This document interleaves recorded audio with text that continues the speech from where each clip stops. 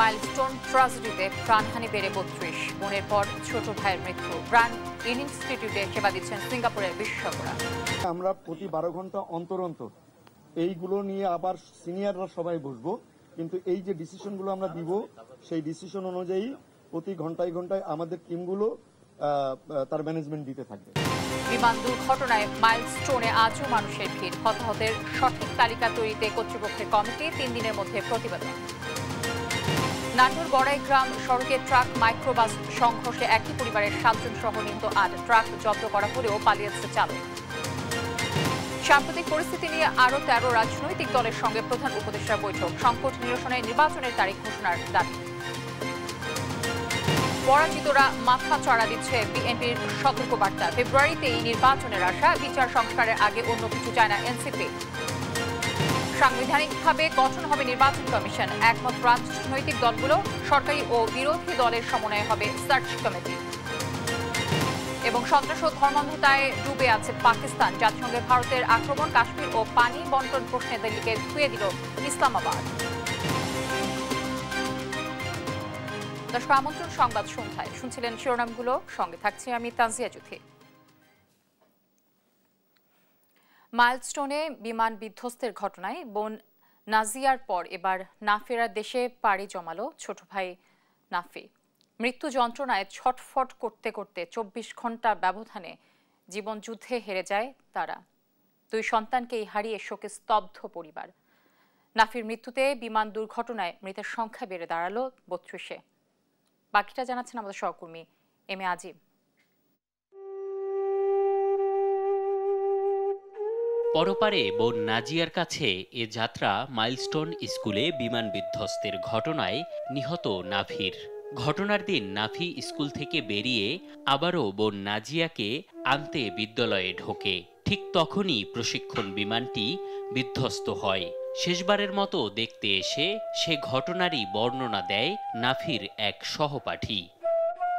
আমি আর ও খেলতেছিলাম, তখন আন্টি বলছে যে তোমরা 2 জন যাও আর নাজিয়াকে একটু নিয়ে আসো, আমি যাইতে পারবো না। তখন আমি আর নাফিকে বলছি যে চল যাই, তাড়াতাড়ি চল, বেশি টাইম নাই তো। তারপর নাফি দৌড় দিছে। ও আগে যায়, যখন ওখানে দাঁড়ায় পড়ছে তখন একটা বিকট শব্দ দেখি, একটা ফাইটার জেট ওইখানে যা পড়লো। তারপর আমি ওইখানে গেলাম, ওইখানে কত মাংস ছিটা আছে, রক্ত। আমি বললাম যে নাফি মনে শেষ। শরীরের 95% পুড়ে যাওয়ায় মঙ্গলবার নাজিয়া হেরে যায় জীবন যুদ্ধে। আর মৃত্যু যন্ত্রণায় ছটফট করতে করতে মধ্যরাতে পরপারে পাড়ি জমায় নাফিও। ব্যথার যন্ত্রণায় একটু পর পর করতেছে। বলি মামা, তাহিদ মামা আইছে, কোনো কথা কয় না, খালি ব্যথার যন্ত্রণায় পোলাটা ছটফট করে। সহ্য করার মতো না। আমি বড় করছি, ভাই ক্লাস 1 থেকে আমার বাইরে, আমি আমার সাথে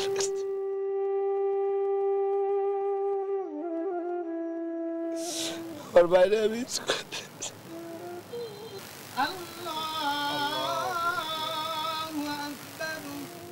বুধবার দুপুরে উত্তরার কামারপাড়া রাজবাড়ী ঈদগাহ মাঠে জানাজা শেষে বোনের কবরের পাশে দাফন করা হয় নাফিকে।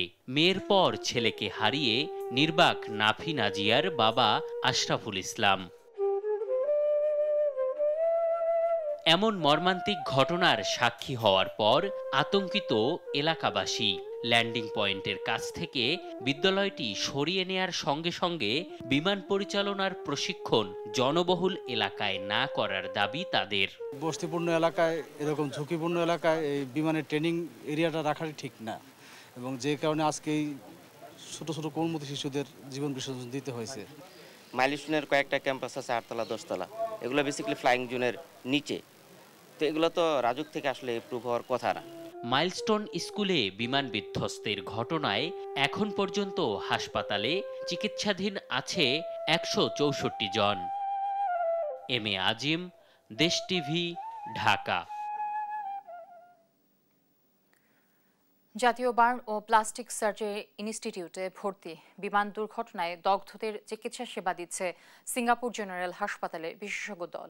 সকালে আহতদের অবস্থা পর্যবেক্ষণ ও চিকিৎসকদের সঙ্গে বৈঠক করেন তারা। মোট ৪৪ রোগীর মধ্যে ৮ জন ক্রিটিক্যাল, ১৩ জন সিভিয়ার এবং ২৩ জনকে ইন্টারমিডিয়েট ক্যাটাগরিতে চিকিৎসা দেওয়া হচ্ছে। বার্ন ইনস্টিটিউটের পরিচালক জানান, রোগীদের শারীরিক অবস্থা নিয়ে প্রতি ১২ ঘন্টা পর পর চিকিৎসক বোর্ডের সঙ্গে আলোচনা করবে বিশেষজ্ঞ দলটি। আরও জানাচ্ছেন আলী আক্কাস আকাশ। মাইলস্টোন স্কুলে যুদ্ধ বিমান বিধ্বস্তের ঘটনায় দগ্ধ ও আহতদের চিকিৎসা চলছে জাতীয় বার্ন ও প্লাস্টিক সার্জারি ইনস্টিটিউট সহ বিভিন্ন হাসপাতালে। এসব রোগীর চিকিৎসায় পরামর্শ দিতে বুধবার জাতীয় বার্ন ইনস্টিটিউটে এসেছেন সিঙ্গাপুরের বিশেষজ্ঞ দল। শুরুতেই হাসপাতালের চিকিৎসকদের সঙ্গে বৈঠক করে সিঙ্গাপুর জেনারেল হাসপাতালের সিনিয়র কনসালটেন্ট চং সি জেকের নেতৃত্বে থাকা দলটি। বৈঠকে কাজের সমন্বয় ও বিভিন্ন ডিসিপ্লিনের শিক্ষকদের আলোচনা হয়েছে বলে জানান বার্ন ইনস্টিটিউটের পরিচালক অধ্যাপক নাসির উদ্দিন। চিকিৎসাধীন ৪৪ রোগীকে নতুন ৩টি ক্যাটাগরিতে ভাগ করা হয়েছে। ক্রিটিক্যাল পেশেন্ট আছে এই মুহূর্তে ৮ জন, আর সিভিয়ার ক্যাটাগরিতে আমাদের পেশেন্ট আছে ১৩ জন, আর বাকি পেশেন্টগুলো আছে আরো 23, সেটা হচ্ছে ইন্টারমিডিয়েট ক্যাটাগরিতে। অর্থাৎ মোট ৪৪ জন রোগী এই মুহূর্তে আমাদের ন্যাশনাল বার্ন ইনস্টিটিউটে আছে। দগ্ধদের অবস্থা বিশেষজ্ঞরা পর্যবেক্ষণ করেছে জানিয়ে তিনি বলেন, প্রতি ১২ ঘন্টা পর পর চিকিৎসকদের বোর্ডের সঙ্গে আলোচনা হবে। আমরা প্রতি ১২ ঘন্টা অন্তর অন্তর এইগুলো নিয়ে আবার সিনিয়ররা সবাই বসবো, কিন্তু এই যে ডিসিশনগুলো আমরা দিব সেই ডিসিশন অনুযায়ী প্রতি ঘন্টায় ঘন্টায় আমাদের টিমগুলো তার ম্যানেজমেন্ট দিতে থাকবে। এদিকে রোগীদের রক্ত দিতে ঢাকার বাইরে থেকেও ছুটে আসছে অনেকে। হাসপাতালের বুথে নাম লেখাতে দেখা যায় তাদের। তারা বলছে যে এখন ব্লাড আপাতত লাগবে, যখন লাগবে তারা ফোন দিবে আর কি, কন্ট্যাক্ট নাম্বার রাখছে। বরিশাল থেকে আসছি আমরা, বিভিন্ন মিডিয়ার মাধ্যমে ফেসবুক, ইউটিউব থেকে জানছি এবং টিভি থেকে জানতে পারছি যে ব্লাডের খুব সংকট, নেগেটিভ, এই জন্য আমার এই নেগেটিভ এটা দিতে আসছে। নেগেটিভ গ্রুপের রক্ত বেশি প্রয়োজন জানিয়ে স্বেচ্ছাসেবকরা বলেন, প্রথম দিন রক্তের তেমন একটা প্রয়োজন না হলেও এখন চাহিদা বাড়ছে। নেগেটিভ রক্তের চাহিদাটা এখানে সবচেয়ে বেশি এবং আমাদের এখানে প্রচুর পরিমাণে নেগেটিভ, বি নেগেটিভ, এ নেগেটিভ, এবি নেগেটিভ, তারপর ও নেগেটিভ, এই রক্তের সংগ্রহ আমাদের এখানে সবচেয়ে বেশি। আলী আক্কাস আকাশ, দেশ টিভি, ঢাকা। দর্শক, দগ্ধদের চিকিৎসার খবর জানাতে জাতীয় বার্ন ইনস্টিটিউট থেকে সরাসরি যুক্ত হচ্ছেন সহকর্মী AH হিমেল। হিমেল, দগ্ধ ও আহতদের অবস্থা এখন কেমন দেখছেন এবং সিঙ্গাপুরের বিশেষজ্ঞ চিকিৎসক দল কি কি পরামর্শ দিয়েছেন, কি তথ্য রয়েছে আপনার কাছে আমাদের দর্শককে জানাবেন। রয়েছি রাজধানীর যে বার্ন ইউনিটে, বার্ন ইনস্টিটিউশন, সেই আমি রয়েছি যে মাইলস্টোন স্কুল অ্যান্ড কলেজের যে শিক্ষার্থীদের যে ভবনে যে বিমান বিধ্বস্ত হয় তারপর কিন্তু দগ্ধ রোগীরা রাজধানীর বিভিন্ন হাসপাতাল সহ বার্ন ইউনিটে কিন্তু হস্তান্তর করা হয় এবং তারা কিন্তু হসপিটালে ভর্তি হয়। এবং তারপর থেকে আমরা যেটা দেখেছি যে যেদিন সেই ঘটনাটি ঘটে তারপর থেকে কিন্তু বিভিন্ন স্বেচ্ছাসেবক সংগঠন এবং রাজনৈতিক দলের সংগঠন কিন্তু রাস্তায় তারা কিন্তু যথেষ্ট সহায়তার কাজ করছে স্বেচ্ছাসেবক হিসেবে। আমরা এখানে দেখতে পাচ্ছি যে বাংলাদেশ জাতীয় ছাত্র দলের একটি কিন্তু জরুরি সহায়তা কেন্দ্র করা হয়েছে, বুথ করা হয়েছে এবং তারা কিন্তু বিভিন্ন সহায়তা দিচ্ছে। এই তারা কিন্তু বার্ন ইউনিটের যে একদম সামনের গেট আছে সেই গেটের পাশে কিন্তু তারা এই জরুরি সহায়তা কেন্দ্রটি দিয়েছে। আমরা একটু জানার চেষ্টা করব, বাংলাদেশ জাতীয় ছাত্র দলের যে সভাপতি তিনি কিন্তু এখানে আছেন এবং ওনার কাছ থেকে আমরা জানার চেষ্টা করব। আপনি একটু বলবেন এখানে যে জরুরি সহায়তা কেন্দ্র করা হয়েছে এখানে কি ধরনের সেবা কার্যক্রম চালু আছে? এখানে আমাদের ছাত্র দলের প্রথমে এই ধরনের একটি খুবই দুঃখজনক এবং অনাকাঙ্ক্ষিত একটি ঘটনার পর থেকেই, মাইলস্টোনের এই ঘটনার পর থেকেই আমাদের ছাত্রদলের পক্ষ থেকে আমরা ওই প্রথমত আমাদের সেই উত্তরার আধুনিক মেডিকেল কলেজে আমরা চেষ্টা করেছি আমাদের যতটুকু সামর্থ্য অনুযায়ী। আর এখানে আমরা টিম করে দিয়েছি যে যাদের ব্লাড প্রয়োজন অনেকেই আসবে, যদিও ব্লাড অনেক অপ্রতুল আর কি, খুবই পর্যাপ্ত সংখ্যক ব্লাড ভিতরে রয়েছে, তারপরও যেন ইনস্ট্যান্ট যদি কারো ব্লাড লাগে তো সেই ব্লাডটা আমরা চেষ্টা করে যাচ্ছি। যেমন এই 10 মিনিট আগে এই নেগেটিভ একটা ব্লাড একজনে নিয়ে গিয়েছে আর কি। আমাদের ডোনারদের লিস্ট সবকিছু করে ফেলা হয়েছে, সোশ্যাল মিডিয়াতেও আমরা দিয়ে দিয়েছি। তো আমাদের আর আমরা নতুন করে আর নিচ্ছি না যে আমাদের ব্লাড প্রয়োজন, কিন্তু যাদের ব্লাড প্রয়োজন তাদের আমরা সাথে সাথে সেই ডোনারকে সংযোগ করে দিচ্ছি। এছাড়াও ভিতরে ডাবের পানি, তারপর স্যালাইন, আরো যা যা প্রয়োজন যদি পাঠানোর প্রয়োজন হয় আমরা পাঠাচ্ছি আর কি। উনি যেটা বলছেন যে এখানে যে রোগীদের যে প্রাথমিক যে বিষয়গুলো আছে সেগুলোর জন্য তারা সহায়তা কেন্দ্র এখানে বসেছে। এর আগে কিন্তু এখানকার বার্ন ইউনিটের যে কর্তৃপক্ষ তিনি কিন্তু বিকাল 3:30 কিন্তু ব্রিফ করেছেন এবং আমাদেরকে জানিয়েছেন যে সিঙ্গাপুর থেকে যে কনসালটেন্ট এবং নার্স এসেছেন তারা কিন্তু এখানকার যে বোর্ড আছে এই বার্ন ইউনিটের বোর্ডের সাথে কিন্তু তারা সার্বক্ষণিক যোগাযোগ রাখছে এবং 12 ঘন্টার অন্তর কিন্তু তারা দিক নির্দেশনা দিয়ে যাচ্ছেন। আরেকটি বিষয় আমি বলে রাখতে চাই, এখানে কিন্তু 3টি ক্যাটাগরি ভাগ করা হয়েছে। ঢাকা বার্ন ইউনিটে 44 জন রোগী কিন্তু ভর্তি আছে, ক্রিটিক্যাল এবং ক্রিটিক্যাল। হিমেল থাকেন আপনি ওখানেই, আমরা আবারও যুক্ত হবার চেষ্টা করব। হিমেল যুক্ত হয়েছিলেন জাতীয় বার্ন ইনস্টিটিউট থেকে। দুর্ঘটনার তৃতীয় দিনেও উত্তরার মাইলস্টোন কলেজ ক্যাম্পাসে ভিড় করছেন অভিভাবক ও স্থানীয়রা। দূর দূরান্ত থেকে ধ্বংসাবশেষ দেখতে ছুটে আসছে মানুষ। এদিকে বিমান বিধ্বস্তের ঘটনায় হতাহত ও নিখোঁজ শিক্ষার্থীদের সঠিক সংখ্যা নিরূপণে 7 সদস্যের সমন্বয় কমিটি করেছে মাইলস্টোন কর্তৃপক্ষ। প্রতিবেদন দিতে হবে আগামী 3 দিনের মধ্যে, আর একাডেমিক কার্যক্রম বন্ধ থাকবে রোববার পর্যন্ত। জান্নাতুল মোহনার রিপোর্ট জানাচ্ছেন মাকদুরা মিতি। মাইলস্টোন কলেজের বাতাসে এখনো পোড়া গন্ধ। শিক্ষার্থীর কলকাকুলির বদলে সেখানে এখন নির্মম নিস্তব্ধতা। কঙ্কালসার চেয়ারগুলো কেবলই শিশুদের স্মৃতি।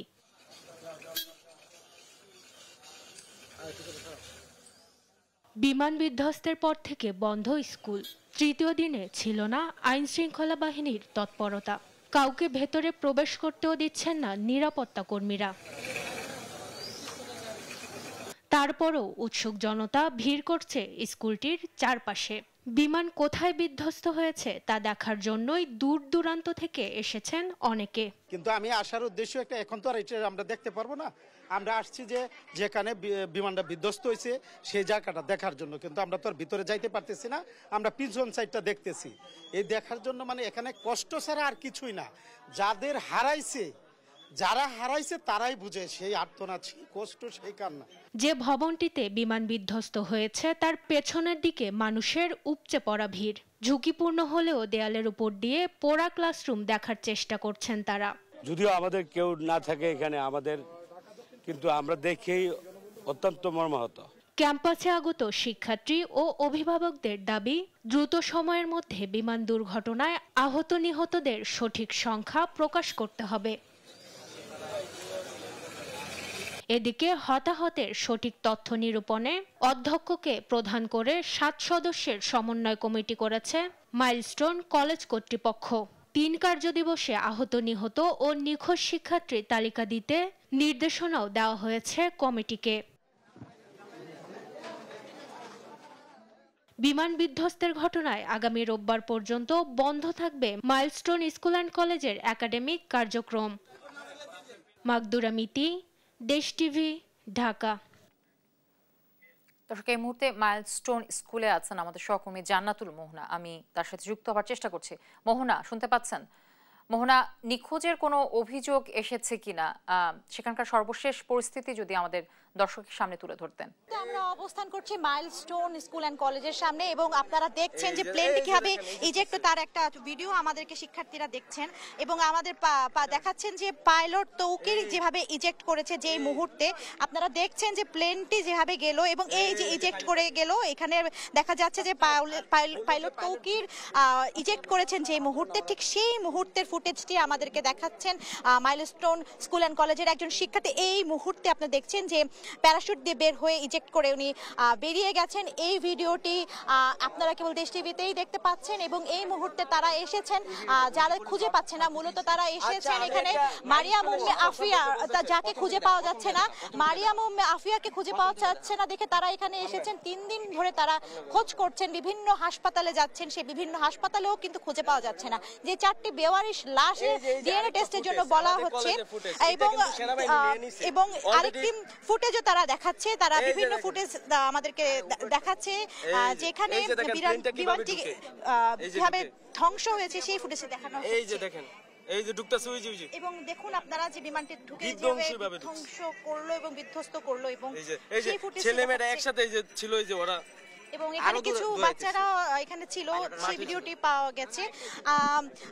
আমাদেরকে তারা বিভিন্নভাবে বিভিন্ন ফুটেজ দিয়ে বিভিন্নভাবে তারা দেখানোর চেষ্টা করছেন সেই দিনকার ঘটনার কথা। সেই সাথে তারা যেই মারিয়াম উম্মে আফিয়া যাকে খুঁজে পাওয়া যাচ্ছে না 3 দিন ধরে, তার জন্য এখানে তার ভাই এবং মামা তারা এসেছেন খোঁজ করার জন্য, তারা বিভিন্ন সংবাদ দেওয়ার জন্য এবং তাদের লাশ পাওয়ার জন্য তারা বলছেন, এবং তারা বলছেন যে একটা লাশের একটা খণ্ড হলেও যেন তাদের কাছে পৌঁছে দেওয়া হয় সেই দাবিও জানানো হচ্ছে। এবং আরেকটি ফুটেজও তারা আমাদেরকে দেখাচ্ছে। পাইলট কোথায় আর প্লেনটা কোথায়, এই যে দেখেন প্লেনটা এই জায়গায়, ওই যে পাইলট ওই জায়গায়, এই যে ইজিপ্ট করছে। এই যে দর্শক, মাইলস্টোন স্কুল থেকে যুক্ত ছিলেন আমাদের সহকর্মী জান্নাতুল মোহনা। নাটোর বড়াই গ্রামে ট্রাক ও মাইক্রোবাসের মুখোমুখি সংঘর্ষে 8 জনের মৃত্যু হয়েছে। এর মধ্যেই 7 জনই একই পরিবারের, অপরজন মাইক্রোবাস চালক। বুধবার সকালে বনপাড়া হাটিকুমরুল মহাসড়কে তরমুজ পাম্পের সামনে এই দুর্ঘটনাটি ঘটে। ট্রাকটি জব্দ করলেও পালিয়ে যায় চালক। আরো জানাচ্ছেন ফারজানা আফরোজ টুম্পা। কুষ্টিয়ার দৌলতপুর উপজেলার ধর্মদহ গ্রাম থেকে মাইক্রোবাসে করে অসুস্থ বৌমাকে দেখতে সপরিবারে সিরাজগঞ্জে যাচ্ছিলেন জাহিদুল ইসলাম। নাটোরের বনপাড়া হাটিকুমরুল মহাসড়কের আড়াইমারি এলাকার তরমুজ পাম্পের সামনে পৌঁছালে বিপরীত দিক থেকে আসা সিমেন্ট বোঝাই একটি ট্রাকের সাথে মাইক্রোবাসটির মুখোমুখি সংঘর্ষ হয়। এতে দুমড়ে মুচড়ে যায় মাইক্রোবাসটি। ঘটনাস্থলে চালক শাহাবুদ্দিন সহ প্রাণ হারান 5 জন। গুরুতর আহত 3 জনকে বড়াইগ্রাম উপজেলা স্বাস্থ্য কমপ্লেক্সে নেওয়া হলে সেখানে মৃত্যু হয় আরও এক নারীর। পরে আহতদের অবস্থার অবনতি হলে 2 জনকে রাজশাহী মেডিকেলে পাঠানো হয়। সেখানে চিকিৎসাধীন অবস্থায় দুপুরে তাদেরও মৃত্যু হয়। ওরা ছেলের বউ অসুস্থ, দেখতে যাচ্ছিল গোটা পরিবারের সবাই, 7 জন লোক একই পরিবারের, আর ড্রাইভারটা শুধু আলাদা, একই গ্রামের। মাইক্রোবাস এবং ঢাকা থেকে ফেরত একটি ট্রাক, দুটোর মুখোমুখি সংঘর্ষে এই দুর্ঘটনাটি ঘটে এবং ঘটনাস্থলেই 5 জন ব্যক্তি মারা যান। 3 জনকে মোট উদ্ধার করে আমরা বড়াইগ্রাম উপজেলা স্বাস্থ্য কমপ্লেক্সে প্রেরণ করলে ওখানে যায় 1 জন মারা যায় মহিলা, আর 2 জনকে উন্নত চিকিৎসার জন্য বড়াইগ্রাম উপজেলা স্বাস্থ্য কমপ্লেক্স রাজশাহী মেডিকেলে প্রেরণ করেন। রাজশাহী মেডিকেলে চিকিৎসাধীন অবস্থায় ওই 2 জনও মারা যায় বলে আমরা শুনেছি। নিহতরা হলেন জাহিদুল ইসলাম, তার স্ত্রী সেলিনা খাতুন, শাশুড়ি আঞ্জুমান আরা, শালিকা সীমা খাতুন, ভাই শহীদুল ইসলাম, ভাইয়ের স্ত্রী আনোয়ারা খাতুন, বোন ইতি খাতুন ও মাইক্রোবাস চালক শাহাবুদ্দিন। এই ঘটনায় তাদের গ্রামের বাড়িতে কান্নায় ভেঙে পড়েছেন স্বজনরা। আমার চাইলে বউরা যতই দেখুক তবু তো আমার একটা ঠিকানা ছিল, আমাকে দেখবে। আজকে সকালবেলায় তার মেয়ে জামাই ফ্যামিলিগত নিয়ে সিরাজগঞ্জে যাইছিল নাতিবাটার অসুস্থ দেখতে, যারকে যাওয়ার পথে নাটোরে নাকি অ্যাক্সিডেন্ট করে ওরা ধর্মঘটে 8 জন মারা গেছে। ট্রাকটি লাইনচ্যুত হয়ে আসায় দুর্ঘটনাটি ঘটেছে বলে প্রাথমিকভাবে ধারণা করছে পুলিশ। আমাদের স্পট এসে যেটা মনে হচ্ছে মূলত ট্রাকটাই তার রং লেনে পরিবর্তন করে আসার কারণে মূলত মুখোমুখি মাইক্রোবাসের সাথে সংঘর্ষ হয়েছে আমাদের মনে হচ্ছে। Farzana Afroz Tumpa, news desk, Desh TV. দেখছেন সংবাদ সন্ধ্যা।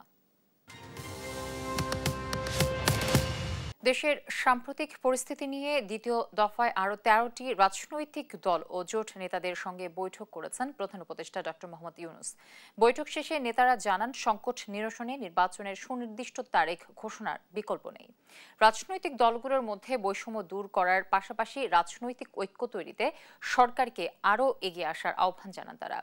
তাইফুর রহমান তুহিনের প্রতিবেদন। দেশের সাম্প্রতিক পরিস্থিতি নিয়ে আরও 13টি রাজনৈতিক দল ও জোটের নেতাদের সঙ্গে বৈঠক করেছেন প্রধান উপদেষ্টা ডক্টর মোহাম্মদ ইউনূস। বুধবার বিকেলে রাষ্ট্রীয় অতিথি ভবন যমুনায় এই বৈঠক অনুষ্ঠিত হয়। এতে অংশ নেন রাষ্ট্র সংস্কার আন্দোলন, গণসংহতি আন্দোলন, এবি পার্টি, নাগরিক ঐক্য, গণ অধিকার পরিষদ, এলডিপি, খেলাফত মজলিস, বিপ্লবী ওয়ার্কার্স পার্টি, জেএসডি, 12 দলীয় জোট, বাসদ, সিপিবি ও গণফোরাম। দীর্ঘ আলোচনা শেষে রাজনৈতিক দলের নেতারা জানান, বর্তমান যে সংকট তৈরি হয়েছে সেটি নিরসনে সরকারকেই ভূমিকা রাখতে হবে। আমরা স্পেশালি বলেছি যে সরকার দুর্বল সরকার বলে মনে হচ্ছে আমাদের কাছে।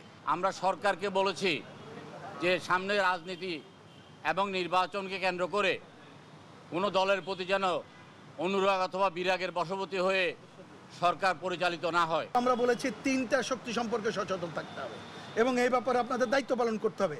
একটা হচ্ছে পতিত স্বৈরাচার, তারা যদি আসতে চায় সবাই মিলে মোকাবেলা করতে হবে। সেই চ্যালেঞ্জ মোকাবেলা করে জনগণের যে প্রত্যাশা, সেই প্রত্যাশা পূরণের পথে এই সরকারকে এগোতে হবে। জনগণ এবং রাজনৈতিক দলের আস্থা ফিরিয়ে আনতে 5 আগস্টের আগেই নির্বাচনের সুনির্দিষ্ট তারিখ ঘোষণার আহ্বান জানান তারা। পতিত স্বৈরাচারী শক্তি বিভিন্ন ইস্যুতে গড়ে ওঠা আন্দোলনকে পৃষ্ঠপোষকতা করে বিভিন্ন ধরনের নাশকতা বিশৃঙ্খলা করতে পারে, সেই বিষয়ে আমরা সরকারের দৃষ্টি আকর্ষণ করেছি। সরকারের অবিলম্বে উচিত নির্বাচনের তারিখ বিষয়ে সুস্পষ্ট ঘোষণায় যাওয়া, অন্তত 5ই আগস্টের মধ্যে, 5ই আগস্ট অথবা তার পরবর্তী সময়ের মধ্যেই। তারা যেভাবে নির্বাচনটা একটা অবাধ, নিরপেক্ষ, বিশ্বাসযোগ্য নির্বাচন করার জন্য রাজনৈতিক দলগুলোর সাথে সরকারের এনগেজমেন্টটা আরো বৃদ্ধি করা দরকার। শুধু সংকটময় সময় নয়, প্রতি মাসেই সরকারকে রাজনৈতিক দলগুলোর সঙ্গে আলোচনার আহ্বান জানান রাজনৈতিক দলের নেতারা। সময় নিতে তারা ব্যর্থ হচ্ছে। তাইফুর রহমান তুহিন, দেশ টিভি, ঢাকা। নানা ইস্যুতে জুলাই আগস্টের পরাজিত শক্তি আবার মাথাচাড়া দেওয়ার চেষ্টা করছে। তাদের প্রতিহত করতেই প্রধান উপদেষ্টার সঙ্গে আলোচনা হয়েছে বলে জানালেন বিএনপি মহাসচিব মির্জা ফখরুল ইসলাম আলমগীর। ফেব্রুয়ারিতে নির্বাচনে অন্তর্বর্তী সরকারের সদিচ্ছার অভাব দেখছেন না বলেও জানান তিনি। তবে নানা বিশৃঙ্খলা করে একটি গোষ্ঠী নির্বাচন বানচালের চেষ্টা করছে বলে মন্তব্য করেছেন মির্জা ফখরুল। নিয়াজ মুর্শিদের প্রতিবেদন জানাচ্ছেন মোহাম্মদ সাকিব। বুধবার সকালে রাজধানীর গুলশান কার্যালয়ে বাংলাদেশ জাতীয়তাবাদী ক্ষুদ্র জাতিগোষ্ঠীর প্রতিনিধি দলের সঙ্গে বৈঠক করেন বিএনপি মহাসচিব মির্জা ফখরুল ইসলাম আলমগীর। বৈঠক শেষে গণমাধ্যমের সঙ্গে কথা বলেন তিনি। প্রধান উপদেষ্টার সঙ্গে 4টি রাজনৈতিক দলের সাক্ষাতের বিষয়ে বলেন, জুলাই আগস্টের পরাজিত শক্তির অপচেষ্টা নিয়ে আলোচনা হয়েছে। জুলাই আগস্ট মাসেই ওই শক্তির আবার উত্থানের একটা নমুনা দেখা মতো অবস্থা তৈরি হয়েছে। এটার জন্যই উনি সম্ভবত যেটা উনি বলেছেন যে সমস্ত রাজনৈতিক দলগুলোর যারা ফ্যাসিস্টদের বিরুদ্ধে সংগ্রাম করেছে, লড়াই করেছে, তাদের সঙ্গে তিনি মন্ত্রণালয় করার জন্য এই সভাটা তিনি ডেকেছিলেন। দেশে নানা বিশৃঙ্খলার কথা উল্লেখ করে বিএনপি মহাসচিব বলেন, এসব বিশৃঙ্খলা নির্বাচন বানচাল করার ষড়যন্ত্র। নির্বাচন আয়োজনে সরকারের সদিচ্ছার কোনো ঘাটতি নেই বলেও জানান তিনি। নির্বাচনকে বানচাল করার একটা চক্রান্তের মধ্যে অবশ্যই আছে। আর আপনার এই যে সেক্রেটারিয়েটে ঢুকে পড়া, সেখানে আপনার কয়েকজন আপনার ফ্যাসিস্টদের লোকজনকেও আপনার আটক করা দেখা, বোঝা যাচ্ছে যে তাদের কিছু কিছু সমস্যা তৈরি করার চেষ্টা এখানে আছে। প্রধান উপদেষ্টার ঘোষিত সময়ে ভোট হবে এমন আশা জানিয়ে মির্জা ফখরুল বলেন, নির্বাচন বানচালে যে কোনো ষড়যন্ত্র রুখে দেওয়া হবে। এটা কখনোই পারবে না। বাংলাদেশের মানুষ অত্যন্ত সজাগ এবং সচেতন আছে। মোহাম্মদ সাকিব, দেশ টিভি, ঢাকা। সংস্কার, দৃশ্যমান বিচার ও জুলাই হত্যাকাণ্ডের রায় কার্যকর না হওয়া পর্যন্ত অন্তর্বর্তী সরকারকে অন্য কিছু চিন্তা না করার আহ্বান জানিয়েছেন এনসিপির দক্ষিণাঞ্চলীয় মুখ্য সমন্বয়ক সার্জিস আলম। আর আওয়ামী ফ্যাসিবাদ ফিরে আসার চেষ্টা করলে প্রতিহতের ঘোষণা দেন হাসনাত আব্দুল্লাহ। বুধবার চাঁদপুরের পথসভায় তারা এসব কথা বলেন। পরে অংশ নেন কুমিল্লার পদযাত্রায়। সহকর্মীদের তথ্য ও ছবিতে আপন ও রিপোর্ট। মাইলস্টোন ট্র্যাজেডিতে বিরতির পর আবারও শুরু হয়েছে এনসিপির জুলাই পদযাত্রা। বুধবার সকালে এনসিপির পদযাত্রা পৌঁছায় চাঁদপুরে। সকালে সার্কিট হাউজে কেন্দ্রীয় নেতারা খোঁজখবর নেন শহীদ পরিবারের সদস্যদের। এ সময় সংস্কার, বিচার ও জুলাই হত্যাকাণ্ডের মামলার রায় কার্যকরের আগে অন্যদিকে নজর না দিতে অন্তর্বর্তী সরকারকে আহ্বান জানান সার্জিস আলম।